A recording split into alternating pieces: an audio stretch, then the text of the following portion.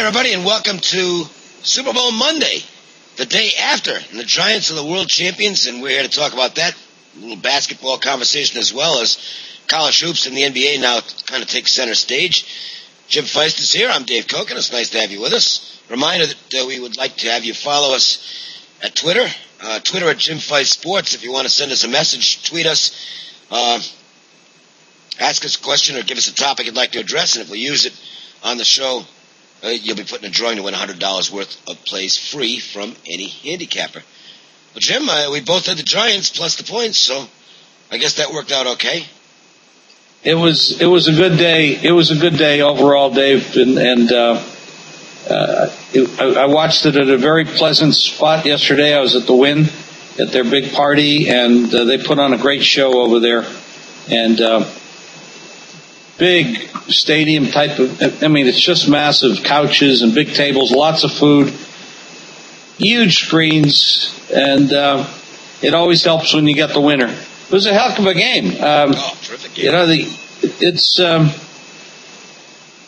that feared defensive line of the Giants really didn't get to Brady as much as everybody thought. It happened more at the end when they were in desperation mode, but overall, Patriots played pretty damn good. Couple mistakes by their wide receivers not catching a couple balls at the end of the game, but that happens. I guess Brady's wife. What's that? I said a couple mistakes by their defense too. I mean, that 12 men in the field was that was critical. Mistake. Critical. The Giants had some breaks. They fumbled the ball a couple times, got it back, which is a big break.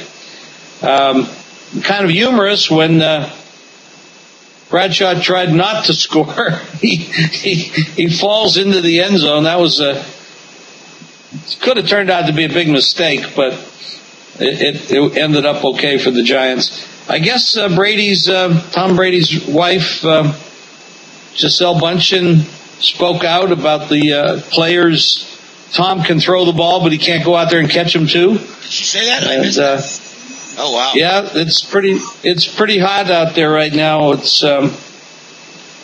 pretty, that kind of thing can ruin the chemistry of a football team or even organizations, businesses. Well, she should shut her mouth, but she doesn't play for the team. And it's as simple as that. It's all right if we criticize. We're not part of the team, but she is, in effect, part of the team because she's married to the quarterback, and she should know better. Wes Welker feels that happens in sure. Yeah, that happens when you get all these guys have wives and girlfriends, and wives or girlfriends, and sometimes wives and girlfriends, I guess. But when you start getting the women involved in a man's situation like that, you can get a lot of bad feelings. I think there was something like that happened to the Lakers a year ago. It was Kobe and Gasol's wife or something, and there was a rumored spat between the wives, and somebody spoke up, and it can ruin the chemistry of a team. So I hope that doesn't happen. Brady's had a great career, so has Belichick, and as flawed as they are on paper, they still put up a hell of a game. Oh, they did. It was fun to watch. Yeah, I had a win and a loss in the game because on the service I gave out a big window play on the Giants. On my own, though, I decided on Saturday, so the money line is getting down to a point where there's actually value to go ahead and take a shot for a middle. So I bet the Patriots money line myself, and boy, it looked like I was going to cash the 2 tickets because the Patriots are going to win but not cover. But the Giants got that last drive, and listen, that was a great catch by Mario Manningham, absolutely great catch on a perfect throw, and the right team won the football game. I don't see a whole lot of argument to that. Number one, they made less mistakes that came back to bite them than the Patriots did. Every team makes mistakes in every game. It doesn't matter what sport you're watching. Every team makes mistakes. The one that generally will win will be the one whose mistakes don't bite them in the ass. And the Patriots, their mistakes were critical yesterday. They just crushed themselves with those. The Giants made mistakes, but they got away with them. They have a fumble, but it's one where the Patriots have 12 men on the field. They have another fumble, bounces off the head of one of the Patriots, and goes back to the Giants. These were huge mistakes that didn't turn out to be mistakes by the Giants. They basically got erased. And then when it came time to make the big plays in the last couple of minutes of the game, the Giants were able to do it. If the worst mistake you're going to make is the guy falling into the end zone when he's trying to go down at the 1, yeah, some mistake. You got an extra 4 points. Or 3, as it turned out. We'll be watching replays of him falling into the end zone for many years because it was quite humorous. Everybody talks. I don't know what it is, but maybe it's Eli Manning's demeanor or something. But this guy's pretty damn good. And why everybody's always up his butt trying to fire Coughlin and criticizing Eli.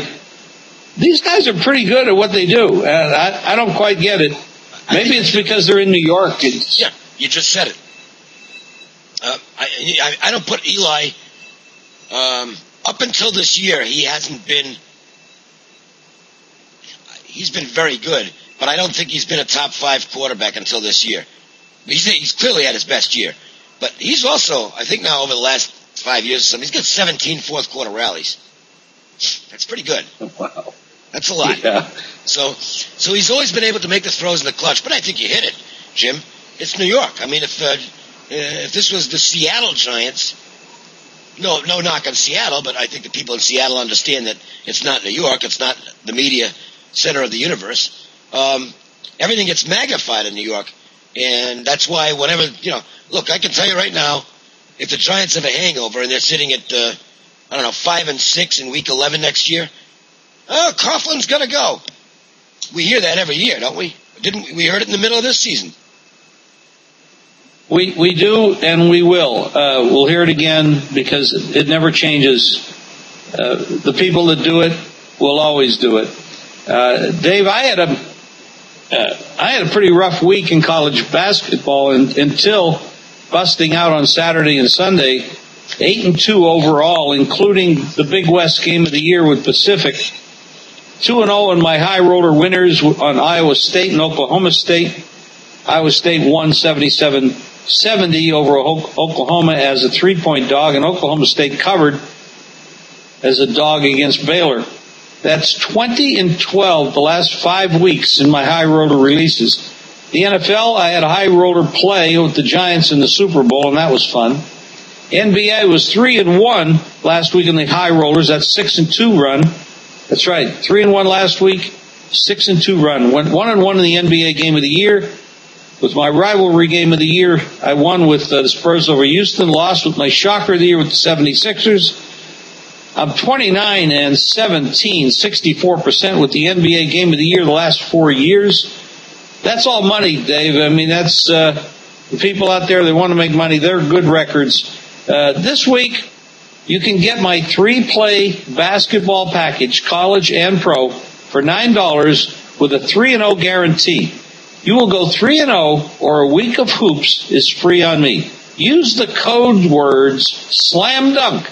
That's right. Use the code words slam dunk when you call 1-866-841-1655. That's 3-play basketball package, 3-0, or you get a week free on me. Use the code word slam dunk, 1-866-841-1655. Dave, I know you have something going on as well. I had an absolutely huge start to the week. Monster run the first several days of the week. Saturday, I pushed my top play, which was Valpo. I didn't do well on the other plays, and I'm still just steaming over a game yesterday. I had Fairfield. It was my favorite game on Sunday. They just crushed Siena in this game. But as happens sometimes with a team that gets way out in front, they kind of let up a little bit. Still looks like I'm going to get the money. They're up 17 with 3 minutes to go. They're laying 11. Siena scores the last 9 points in the game, and I didn't see it, but I just read the rundown, and it's like, how the hell does this happen? They got 6 free throws, and then a 3-pointer right at the buzzer. to score 9 straight points. Game lands on 8. I lose. Why would a team that's ahead by 17 be fouling? I don't understand that. But be that as it may, the game lost. So, I hate losing in those. I don't like losing when I'm supposed to win. I have no problem if I pick the wrong side. I don't mind that. And the funny thing is, they really don't even out, because I very rarely will I have a game. I had one on Saturday actually, but very rarely will I have a game where I just am completely on the wrong side of it, and it just get just a really bad pick. I had one Saturday. It was Drake, and they got absolutely murdered by Missouri State. It was a bad pick. But by and large, I'm on more right sides than wrong sides, so consequently, I'm going to get more bad beats than lucky wins. That's just the math of it. Anyway, here's what we got. I've got something online today, and then my 2 for Tuesday tomorrow. Today, I've got a $10. This is normally a game that even online is sold for $25. Today, it's $10.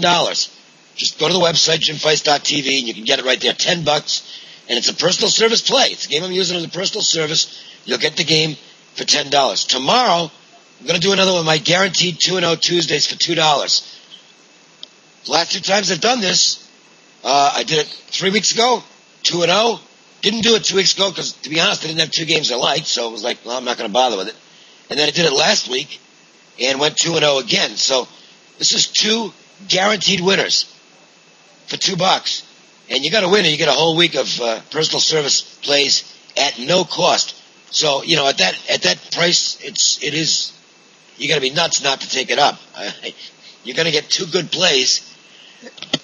Excuse me, 2 good plays for $2. And the number to call is 1-866-841-1665. You can call right now and sign up. They'll have you all set, and that way you'll have the games ready to go in the morning. 1-866-841-1665 for the $2 special, or get tonight's online special for $10. Free plays, pretty good over the weekend. I had New Mexico on Saturday, was pretty easy winner. Pittsburgh yesterday, that got there. Got another good one up today, and every day on tape, 1-888-712-6800, or you can get them sent to you via text message. All you do is text COKIN, C-O-K-I-N, to 313131, and within seconds you get back that day's free play on a text message. And you can also get Jim's free play that way. Just text WINNER, W-I-N-N-E-R, to 313131, and you get back a free play every day on a text message. Pretty easy. It is easy, Dave, and the people they really should be taking advantage of this stuff, because we have been doing very well. You mentioned about Fairfield giving up a bunch of points in a row. Well, Missouri, number 4 Missouri, scored the final 11 points to rally past number 8 Kansas the other day, which was... What's that? What are they going to have left tonight? I know they're better than Oklahoma. Yeah. Boy, that's... Talk about a letdown spot. Wow. Well, that's probably why we're seeing... they opened 6. And we're seeing a lot of 5s out there now, so... it's a great spot. First number of the game was actually 7. The first number was 7 at the... one of the offshores puts it up before anybody else. They're first out of the gate. And it's a smart move because they can get a little gauge on where the money's going to go. And I'm sure it doesn't take much to move that opening number. But their opening number in the game was 7. Normally, this is an interesting pattern, Jim. What I've seen is when we see, let's just take a game, for instance, and a team, use this game, Missouri and Oklahoma. They play tonight. Missouri opens at this one spot at -7, and then opens lower than that when all the other stores get involved a couple hours later. Opens, say, -5. Most of the time, what you'll see is it will start to regress back to where it was. In other words, it'll get bet up. So the game that opened -7 then comes out at -5, might settle around 6, something like that. Generally, they don't keep going the other way. This one is. The money's continuing to be on the Oklahoma side. And yet the majority of the bets are on Missouri. So this is a game where the sharp money is betting Oklahoma. I didn't play the game. That's right. this is what could be one of the final times these two teams play. I guess there's conference issues coming down the pike, and that puts a little bit more emphasis on it. But it's a tough spot for Missouri to come back into it emotionally on the road in a situation after what they did with Kansas. Northern Iowa, the thriller on Saturday, hit the 3-pointers at the end, win that game 65-62. A team that really, I'm very interested in at this point. I've been making some money betting against this team, and it's not because I don't like the team. It's because probably about 4 games ago, 5, maybe 5, I thought that they were just getting too much press, and maybe their heads are growing a little too large, and they were a little overrated, and that does happen. This Murray State team, they're 23-0. They're a good team. I've seen them play. I like them. And I'm not saying I like them and they're a good team like Syracuse or Kansas or something like that, but they're a very good team. They play sound basketball. They don't have the athletes that they'll get big guys, but we know what can happen when somebody gets on a roll in basketball. So they're 1-8 ATS in the last 9 games. I think there's a reason for that. Number one, they've gotten a little, I'm not saying overrated, but they've gotten so much publicity that you're going to have to pay the price for them. But the other thing is, they've got a lot of pressure on them now, big pressure, and everybody wants to play them. I mean, the other teams, the Ohio Valley, they got Murray State on the schedule. That's the game. There's no question about that. It's a chance to play it. How many chances do these teams get to play top 10 teams? Not many. And they have struggled a bit. They really struggled with SEMO the other night. That was, I think, Thursday. They were down big in that game. They came back and won it. And it shows their capabilities because they made up, I think, about a double-digit deficit and ended up winning the game by like 10 points. And then they Tennessee Martin, which is awful, on Saturday, they just did enough to win. But you can't really play on Murray State right now, Jim. You're gonna pay through the nose in terms of the value, and you're getting the best effort out of every team they play. They're gonna get beat. Well, let me add to this. Murray State has a bunch of kids on their team that didn't choose to go to a Duke or North Carolina or Kansas or Syracuse, teams that you would expect to be getting a lot of national recognition, your name in the paper a lot, in the big papers of the country, on ESPN, etc. So now all of a sudden, here's a bunch of kids that had no idea at any point in their lives that they would be talked about on ESPN SportsCenter. And you talk about getting big heads and getting them fast. And you're right, Dave. They are primed for a loss because they're not focused. And there's another issue here. Today is February 6th. In 12 days, they get to play St. Mary's. Huge game. Now, that game is at Murray State. But St. Mary's is not of the caliber team that they're used to playing. This is a much better basketball team. So, I mean, they do have them at home, but the pressure is mounting on Murray. And to stay undefeated, if they lose a conference game, Dave, and or lose the game to St. Mary's, does this team still get into the big dance? Oh, in the tournament itself? Oh, yeah. They can't miss. They'd have to lose every game the rest of the way not to make the tournament. And they're a good team. They're a real good team. They're locked in. They can't miss. The question is the seeding, obviously, because right now they're looking at maybe being a 4 or 5 seed, which is pretty high timber for an Ohio Valley team. So we'll see if they can maintain that. They're not going to lose many. They're more talented than the teams in that conference.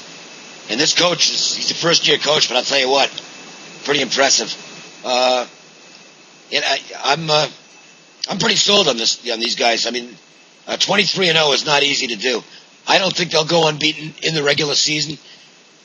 I think they're just going to get the best effort from everybody they play. and somebody's going to get him one of these nights. But it's fun to watch this, and I congratulate him. And that Southeast Missouri win was very, very impressive because Seymour can play a little bit, and Murray was having a bad game. I mean, they were way down in that game, Jim. They came back and won it, and actually won it convincingly. They didn't cover the spread, but they won the game pretty convincingly. It wasn't like they managed to pull it out in the last second. They hit that team with a big run. The other thing that does work in their favor is that when teams get ahead of them, you got to remember these teams they're playing are not Kentucky or Duke, teams like that. And teams that are getting ahead of them are rattling themselves a little bit because now they start to think, hey, we got a chance to knock off Murray State. And I think that happened in Southeast Missouri, to tell you the truth. They realized we got a chance to pull a major upset here and get some big pub for ourselves, and they kind of rattled in that game, missed a whole bunch of shots, and Murray hit him with a big run, and that was the end of the game. So, I don't know, maybe they can go through the Ohio Valley unbeaten. I'd like to see it. I'm actually rooting for them to do it. I'd like to see what the NCAA selection committee does with the seed of this team. Right now they're ranked 10th in the country, I believe. Is that right? I believe that's correct. Well, if they're unbeaten, even if they're out of the Ohio Valley Conference, if they continue unbeaten through the Ohio Valley tournament, don't you have to give them a 2 seed? I mean, they're going to be ranked in the That top. will never happen. That will never happen. The seeding committee will never let that happen. I don't know if they will or not. I think they've gotten much better at it the last few years. I understand that there's, to me, a massive difference between the powers that run college basketball and those that run college football. I think college football is the single most corrupt sport we have in this country. Not in terms of the game, the players that are playing the game, but in terms of the way it's run. It is a sham. It's basically run by about 6 people who pocket all the money. And that's the way it is. That's actually a fact. That's not an opinion, that's a fact. College basketball, not run. Dave, it sounds like you're describing Washington. Yeah, well, DC. It's politics. That's what runs college football. College basketball, I think there used to be a time frame where the teams from the mid-majors didn't get the credit they were due. And you would see it in the seeding, and you would see it with snubs on a regular basis. Missouri Valley Conference might have 3 teams that are deserving and will only get 2.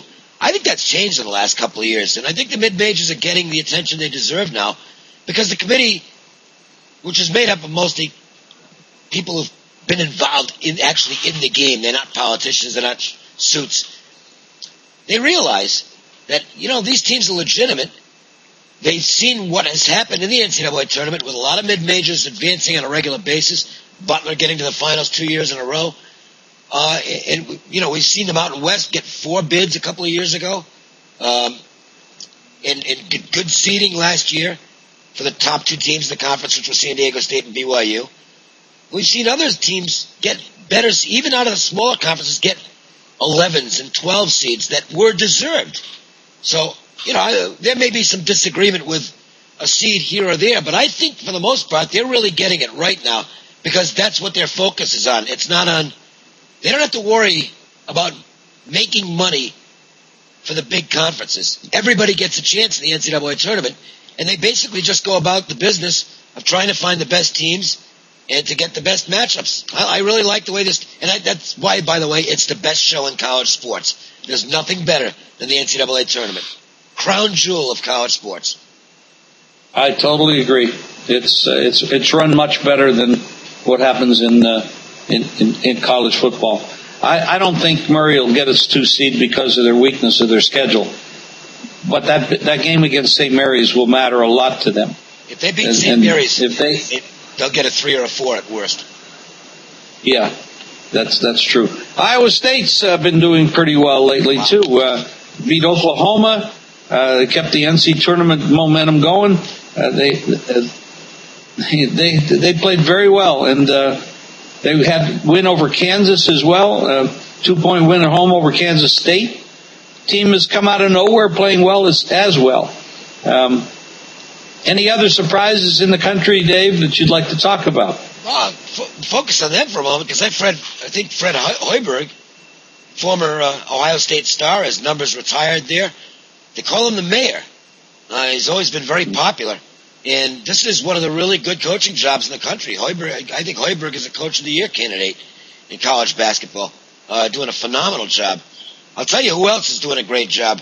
And I wasn't sure this was going to work out because he's an older coach, coaches not the most exciting style in the world, but he was very good at George Mason. I'm speaking of Jim Larinaga. Was he going to succeed moving up into the glittery ACC and taking over the Miami of Florida job? Were the blue chip athletes going to buy into his kind of team first anonymous system? And they didn't early on. And I remember sitting here in November, December, whatever, talking right here on a Proline saying, boy, I don't know if this is going to work or not. But it has worked.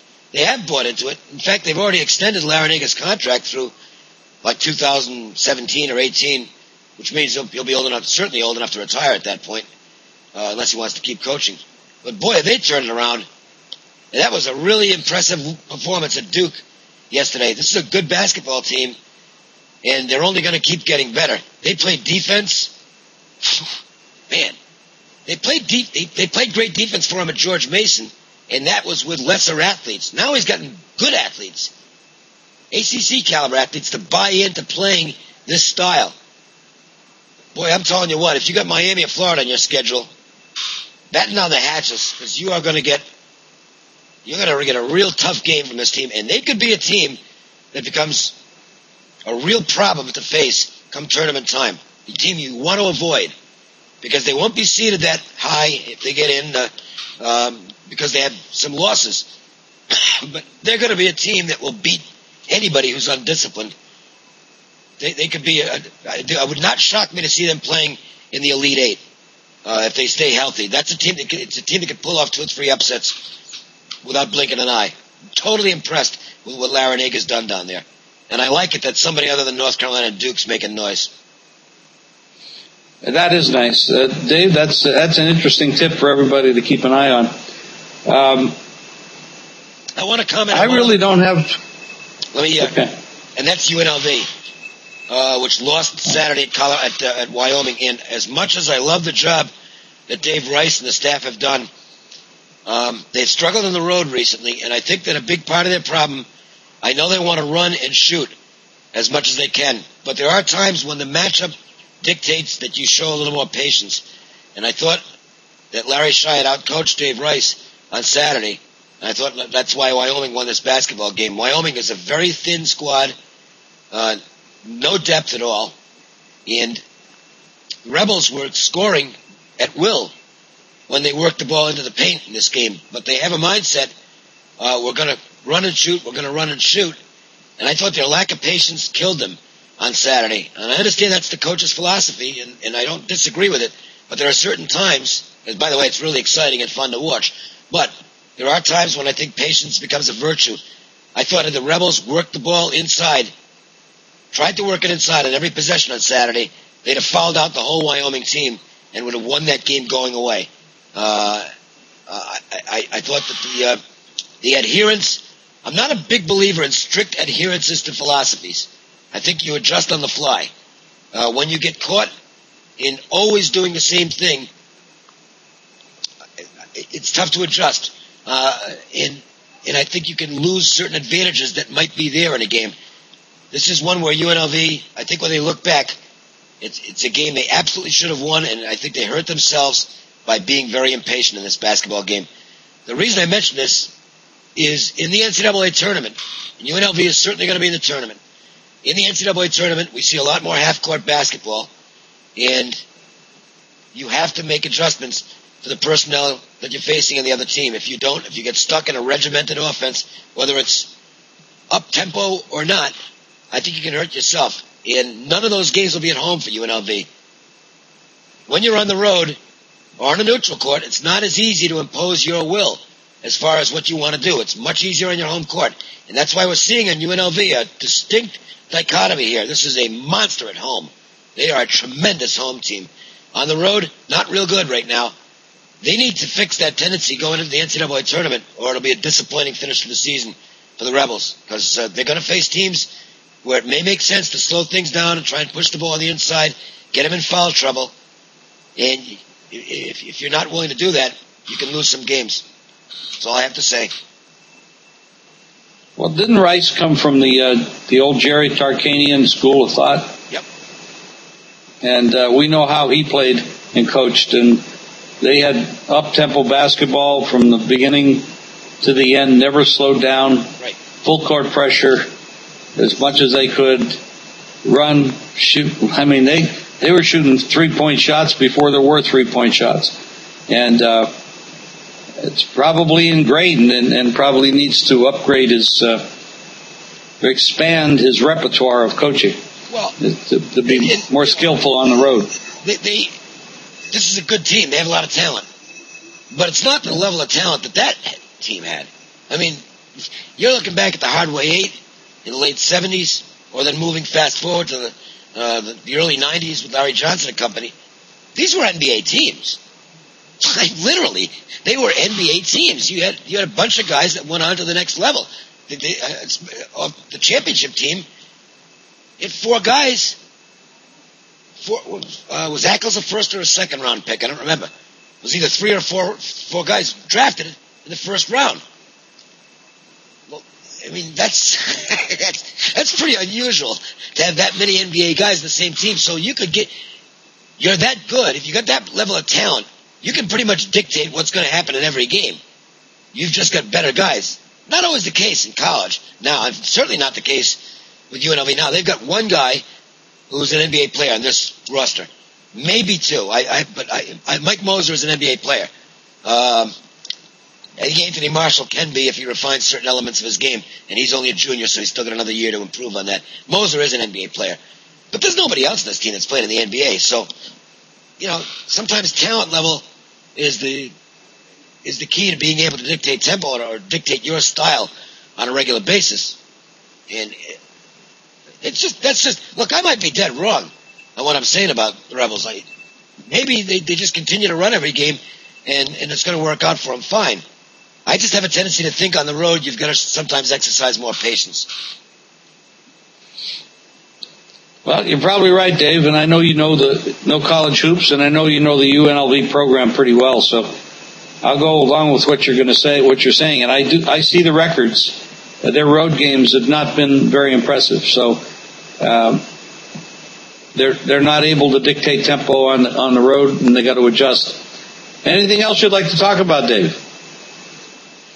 I don't think I have anything else. Yeah, pitchers and catchers report to camp shortly. And baseball, if you've played my baseball for these last 2 years, just a flat 1 unit per play, you're up almost 100 units net. That's before the ratings kick in where we have stronger plays. I don't like saying this because I can document it actually. I still don't like saying it because I think it's stupid. But I'm basically, it's probably not, I might be the number 1 baseball handicapper in the country. And the reason I don't like saying that is it's just absurd to think that, but the fact is, at a site where there are a number of services competing, I'm so far ahead of everybody over the last 2 years, it's absurd. It's my favorite game, and we don't have the early bird offer up yet, but stick around, watch the Prolines, because once spring training opens, I'm going to have a monster early bird offer for baseball, which is going to include basketball, where you'll save a ton of money, and you'll get what is as good of an expertise as there is anywhere. I'm not. It's number 1. That's a lot of bullshit to me because there's a lot of people. Maybe there's somebody out there just as good as I am. Nobody better. I can tell you that. The formulas I use work in baseball. It's all math, and it's all based on analytics, not the old-fashioned stats. For those of you who might, I understand Moneyball isn't for everybody, and I don't necessarily think it wins pennants and World Series. But the Moneyball philosophies actually have morphed into handicapping baseball in terms of the analytics. And I've got a bunch of logarithms I use, and nobody gets better value in the price than I do. I absolutely love baseball. It's by far my best sport. Absolutely by far my best sport. I wish it wasn't. Because from a sales standpoint, it's by far the worst sport to sell. People don't like to bet baseball. They want to bet football. But baseball is the sport where I make a ton of money. Anyway, stick around and we'll let you know what that baseball special is. That sounds like a winner, Dave. I know you're very good at it, and someday you'll have to sit and explain to me what the Moneyball philosophy is that you think and use. I have a three game package, 3-play package going in basketball, Dave. College and pro, $9, guaranteed to win 3-0, or you get a week free. Use the code word Slam Dunk when you call 1-866-841-1655. And the NBA's been good for you lately. Yes. It's like, I see yes, it has. You've been crushing the NBA. So, we got a 6. We're on a 6-2 run with our high rollers in the NBA, Dave. So it has been very good. Won our NBA rivalry, big game of the year rivalry game is Spurs over Houston. We did lose with the 76ers, unfortunately, but we've had a great run. And basketball this past weekend, 8-2 in colleges, I should say. That number again, 1-866-841-1655. And I've got the online, jimfeist.tv. I've got a normally $25 my solid gold place tonight, $10. Figured I'd celebrate the Super Bowl win by making a special offer to $10 for one of my personal service college basketball games tonight. And my 2 for Tuesday, 2 plays tomorrow. They're guaranteed to get the money. The cost is $2. Sign up right now, 1-866-841-1665. That's it. I'm done. Dave, one thing. We probably won't talk about the Super Bowl anymore, but when the line came out and made the Patriots the favorite, I felt that was incorrect. Yes, you did. And they should not have been the favorite in the game. If anything, it should have been like maybe Pick'em or the Giants favored. Better athletes in a lot of positions, better schedule, beat better teams. Just looking at what they had accomplished. Had to win on the road after beating Atlanta. Then had to beat the best team all year, which was Green Bay, and then had to go to San Francisco and had a war there where the Patriots had, I think the bookmakers, the lines maker, I don't know who did it, I think they made a terrible mistake. And it cost the whole industry because it was a bloody Sunday for bookmakers. All the money was on the Giants. Yeah, they got hurt. I don't know who the hell made that price, but it was a horrible, horrible price, to put it that way. It doesn't matter what the outcome of the game was. It's where the money went. They attracted so much money to the underdog Giants that shouldn't have been the underdog to begin with. So I don't know what they were thinking. Big mistake, cost them a lot of money. But I will tell you this too. This is just a side note. The underdog is 8-3 the last 11 Super Bowls. And many of those, 5 of those dogs winning straight up. 14-point dog, 4-point dog, 12-point dog, 5-point dog, 3-point dog. Straight up winners. Bookmakers, odds makers got to be careful what they do with these prices because they attracted a boatload of money on one team. Wrong way to go. I'll say one other thing.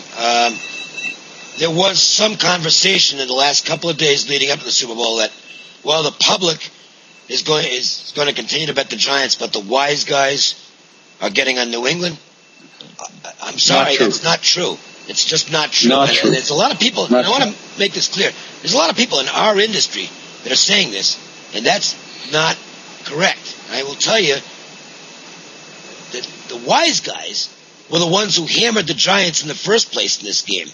When that opening number came out, that was wise guy money, sharp money, best bettors on the planet. And yes, some of them have been featured on national TV that got on the Giants immediately.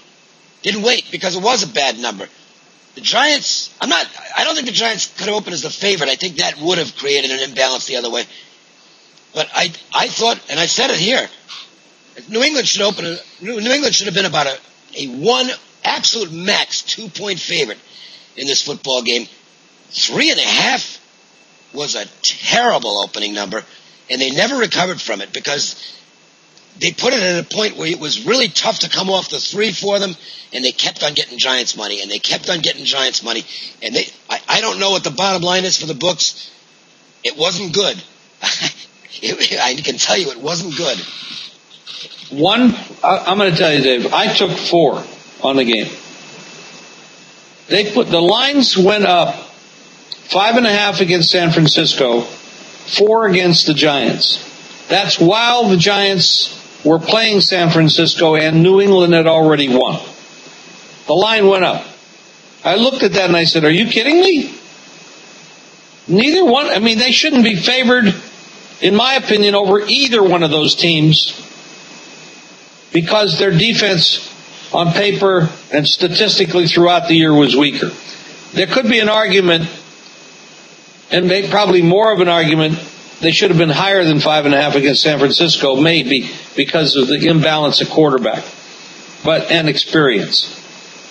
But I took 4. I don't know what they were trying to do with that number.